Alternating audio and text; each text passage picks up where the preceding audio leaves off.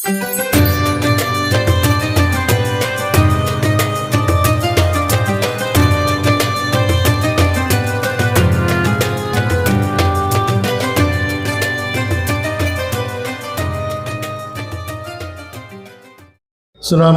warahmatullahi wabarakatuh.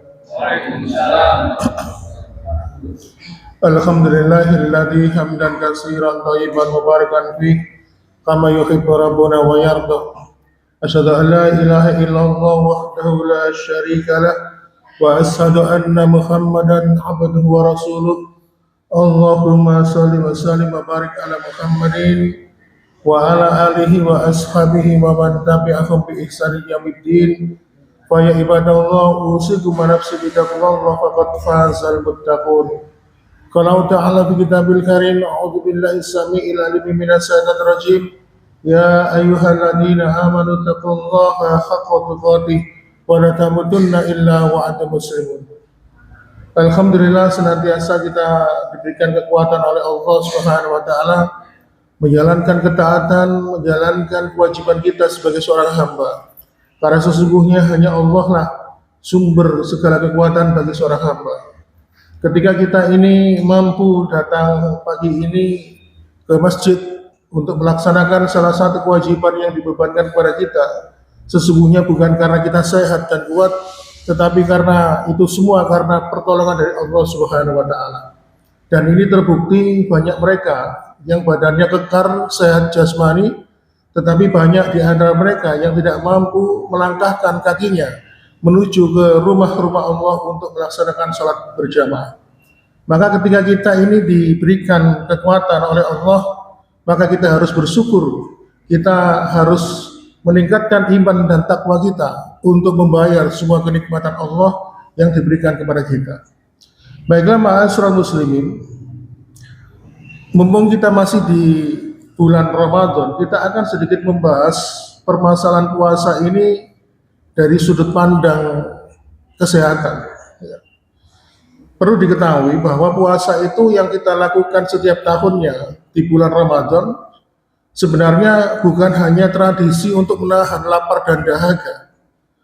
Dan perlu diketahui perintah puasa ini ketika Rasulullah SAW baru saja hijrah ke Madinah pada tahun kedua di tahun hijrah, maka Allah turunkan perintah puasa sebagaimana yang sering kita hafal ayatnya, ya ayyuhalladzina amanu kutiba alaikumusiyam kama kutiba alal ladzina min qablikum la'allakum tattaqun.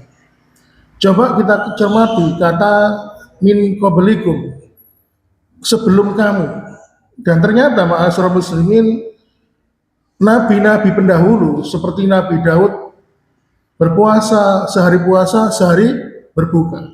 Dan puasa ini yang paling dicintai oleh Allah. Kemudian Nabi Musa disebutkan dalam surat Al-A'raf ayat 142. Awalnya berpuasa 30 hari. Lalu Allah perintahkan menambah 10 hari lagi sehingga menambah jumlah bilangan puasa 40 hari. Maka ma'asyiral muslimin, kita akan membahas puasa ini dari sisi yang lain. Karena saya lihat banyak narasumber, banyak ustadz yang membahas tentang berbagai macam keutamaan puasa dari sisi akidah, dari sisi tauhid. Maka kenapa kita membahas bahwasannya puasa itu dari sisi kesehatan, dari sisi medis? Karena kita harus meyakini bahwa ibadah yang Allah wajibkan untuk kita pasti ada kebaikan, pasti ada rahasia di dalamnya. Dan ini sudah mulai banyak diulas oleh pakar-pakar. Ma'asyiral muslimin, ketika kita memulai puasa, katakanlah jam 3 pagi, sebenarnya pada jam-jam tersebut tubuh kita ini memasuki namanya mode tidur.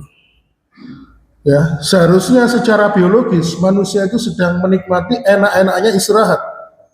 Lalu kemudian Rasulullah SAW memerintahkan untuk bangun tidur, melakukan sahur, melakukan makan sebelum menjalankan ibadah puasa. Karena Rasulullah SAW memerintahkan dalam sebuah hadis riwayat Imam Bukhari dan Muslim, tassaharu fa inna fi suhuri barakah. Bersahurlah kalian, karena sesungguhnya sahur itu penuh dengan keberkahan. Dan kita diperintahkan oleh Rasulullah untuk sahur, makan sahur. Ya. Dan tidak itu saja, setelah menutup sahur kita, sebelum memasuki imsak, kita dituntunkan untuk banyak-banyak berdoa. Dari beberapa ayat seperti surat Al-Insan, kemudian surat Ali Imran ayat 17, ya, orang-orang yang berdoa di waktu sahur itu terutama minta ampunan, maka dia akan diampuni oleh Allah. Sebagaimana di dalam surat Ali Imran ayat 17, wal mustaghfirina bil ashar, yaitu mereka yang meminta ampunan sebelum datangnya terbit fajar. Jamaah sekalian, kata barokah di sini tentu mengandung semua unsur kebaikan. Jadi ternyata ketika kita akan memasuki kewajiban puasa, ketika kita makan sahur menjelang datangnya terbit fajar, maka itu adalah sebuah injeksi bahan bakar untuk kita, untuk aktivitas pada hari itu. Bisa dibayangkan apabila ada orang yang berpuasa, dia tidak sempat bersahur, maka dia tidak punya cadangan energi untuk pagi dari sampai siang harinya. Oleh karena itu, ma'asyiral muslimin, ketika manusia itu diberikan kekuatan oleh Allah untuk menjalankan ibadah puasa, maka Allah pun memberikan semangat kepada mereka yang mau berpuasa pada hari itu dengan memberikan semangat yang seperti ditulis oleh Allah di surat Al-Baqarah ayat 184. Di situ Allah mengatakan wa antasumu khairul lakum in kuntum ta'lamun, dan berpuasalah dan itu lebih baik jika kamu mengetahuinya. Coba kita amati frasa kata in kuntum ta'lamun, apabila jika kamu mengetahuinya. Ternyata jamaah sekalian, ada sebuah mekanisme dalam tubuh kita ketika kita ini menjalani puasa.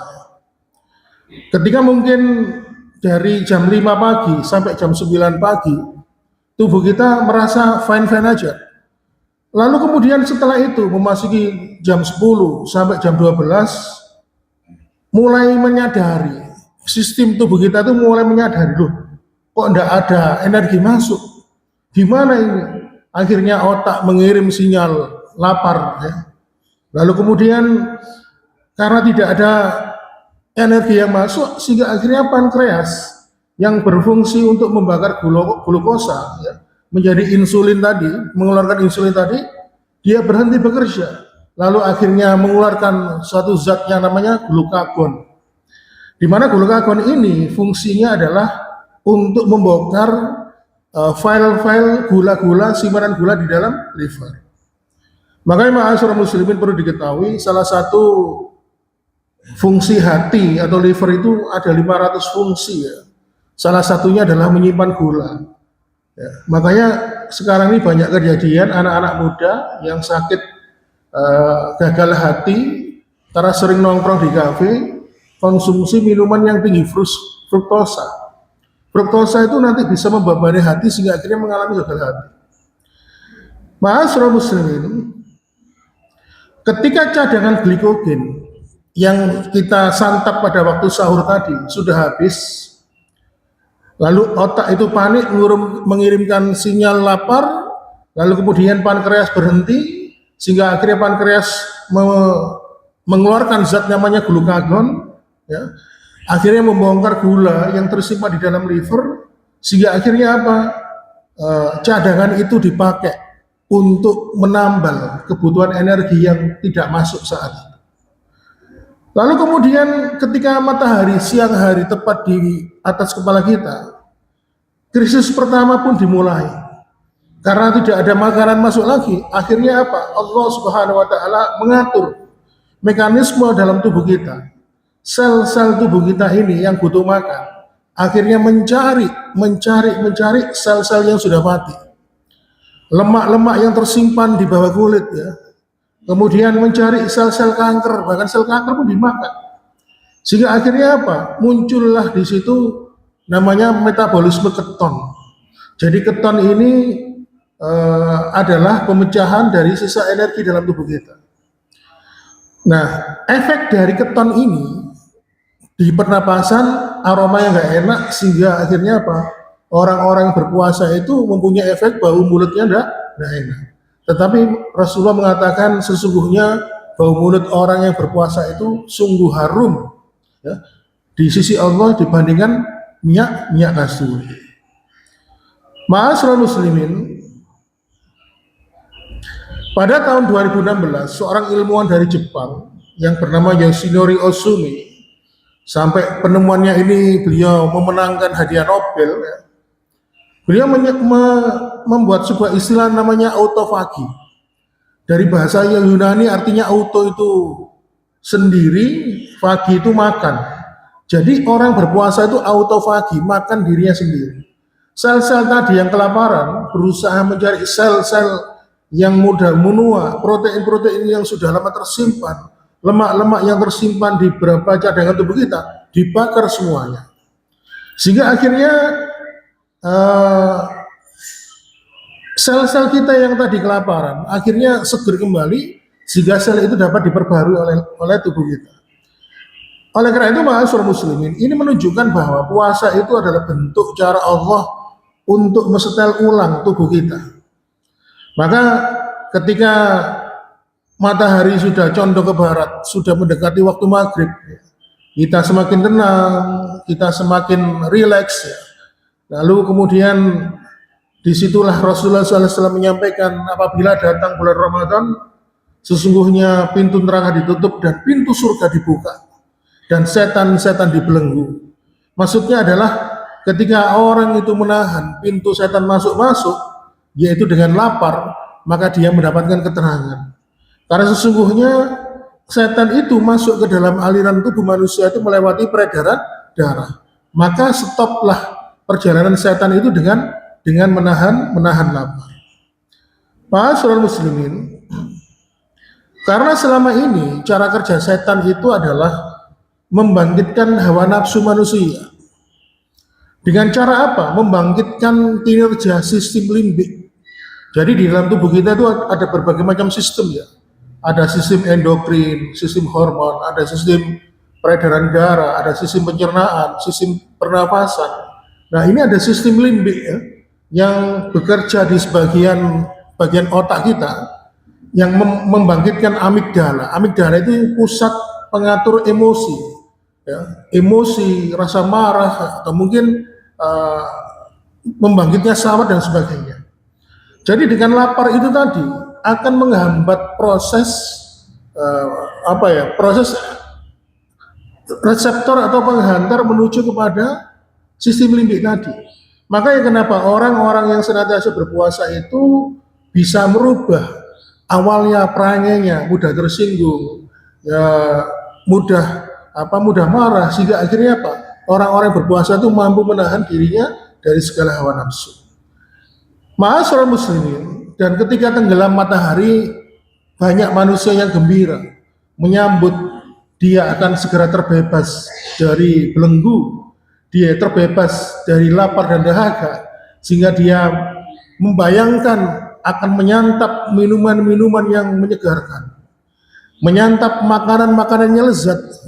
Tetapi disilah Allah Subhanahu wa taala menyampaikan salah satunya di dalam firman-Nya di dalam surat Al-A'raf ayat 31, wa kulu wasrabu wa la tusrifu innahu la yuhibbul musrifin. Makan dan minumlah tetapi jangan berlebihan. Sungguh Allah tidak menyukai orang-orang yang berlebih-lebihan. Tapi ternyata banyak sekali orang-orang yang berlebihan. Makanya beberapa dokter spesialis penyakit dalam itu melaporkan penelitian banyak orang itu mengalami lonjakan gula darah setelah berbuka puasa. Padahal Rasulullah SAW itu memberikan contoh makan 3 biji kurma, ya. Kalau tidak ada kurma basah ya kurma kering, lalu dengan minum air putih. Bila tidak ada kurma, cukup dengan minum air putih. Kenapa kok kurma 3 biji? Diteliti ternyata kurma itu mengandung fruktosa, salah satu varian dari glukosa. Jadi ada 3 varian, ada laktosa, maltosa, sama fruktosa. Kalau fruktosa ini gula yang sudah menjadi proses yang sudah matang. Begitu dimakan langsung injek masuk ke dalam otak sehingga akhirnya kita seger. Makanya jangan heran kalau kita berbuka makan kurma 3 biji saja, itu bisa kuat ya, kuat sholat taraweh 11 rakaat. Tapi beda kalau kita berbuka makan secara berlebihan tinggi gula, malah semakin membuat semangat kita beribadah lebih lemah, tidak semangat. Akhirnya apa? Ngantuk. Karena energi yang ada dalam otak itu dipusatkan di dalam perut untuk mengolah makanan tadi. Ma'asyiral muslimin wa sumratal mu'minin rahimakumullah.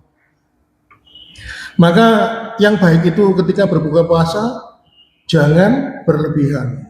Dr. Zaidul Akbar, salah seorang dokter praktisi kesehatan, pernah menyampaikan kalau ingin mendapatkan manfaat puasa yang lebih baik lagi, disambung aja terus puasanya. Ketika waktu maghrib hanya berbuka minum air putih saja. Nanti makan berat ketika waktu sahur.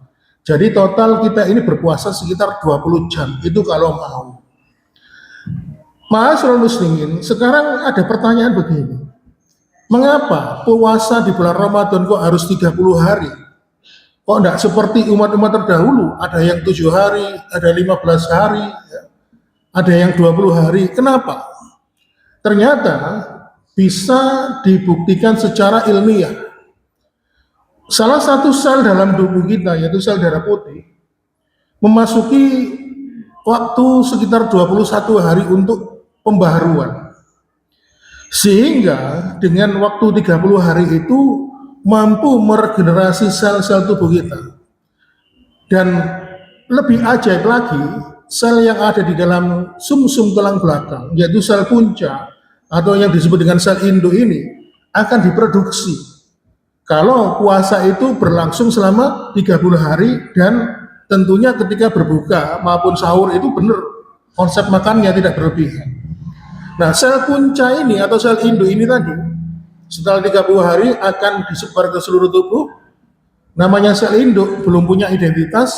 Ketika dia masuk ke dalam organ tubuh kita yang sakit, maka dia melakukan regenerasi. Makanya sekarang itu ditemukan teknologi stem cell ya. Dulu awal-awal teknologi ini muncul, itu mahal Pak. Sekali menyuntikkan sel induk itu bisa sampai 50 juta. Sekarang di Rumah Sakit Gadul sudah ada melayani stem cell, agak murah. Jadi kalau lututnya sakit, nggak sembuh-sembuh minum obat, coba disuntik dengan sel induk, sel punca tadi, sekali injeksi 3 juta kalau nggak salah, saya baca brosurnya. Makanya sekarang kenapa banyak orang-orang yang kaya-kaya itu ketika melahirkan, ya, ari-arinya, kalau orang Jawa kan ditanam, dikubur, itu enggak, dikirim Pak, di penitipan organ, bank organ di Singapura atau di Jakarta. Mereka nitip ari-ari tadi, disimpan selama 50 tahun ke depan, dengan harapan suatu saat nanti, jika si anak ini nanti kelak dewasa, kok mengalami sakit kanker misalnya, maka diambillah sel induk dari ari-ari tadi yang sudah diawetkan, lalu kemudian dikloning di situ, sehingga akhirnya apa? Memperbarui sel kanker tadi, sehingga akhirnya menjadi sembuh. Nah, ini ternyata stem cell itu, teknologi stem cell sudah disebutkan dalam Al-Quran. Makanya jangan heran bahwasannya agama kita adalah agama yang sempurna. Segala sesuatu yang diperintahkan oleh Allah itu mengandung kebenaran dan kebaikan bagi yang menjalankannya.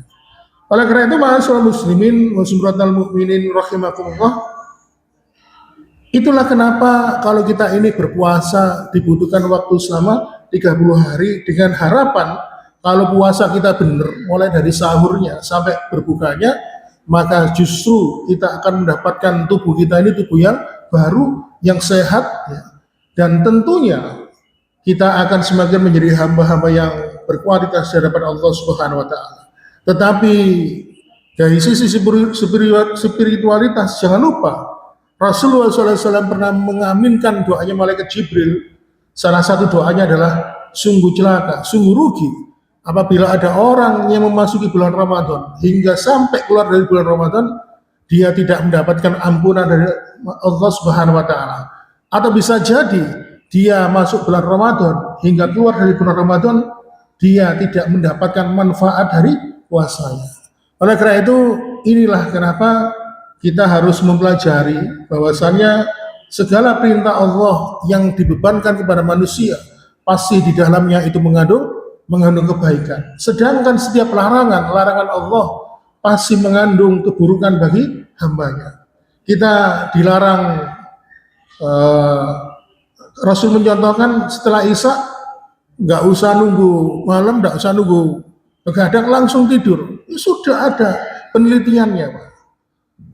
Kenapa kita tidak boleh minum minuman keras? Ya, ternyata diteliti, minum minuman keras itu merusak organ hati, ya, bisa merusak liver ya.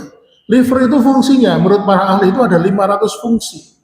Kalau misalnya kita bernapas, paru-paru kita itu dua fungsi, menyerap oksigen, lalu terjadi proses perfusi atau pertukaran gas, sehingga akhirnya oksigen tadi dimasukkan dalam aliran darah.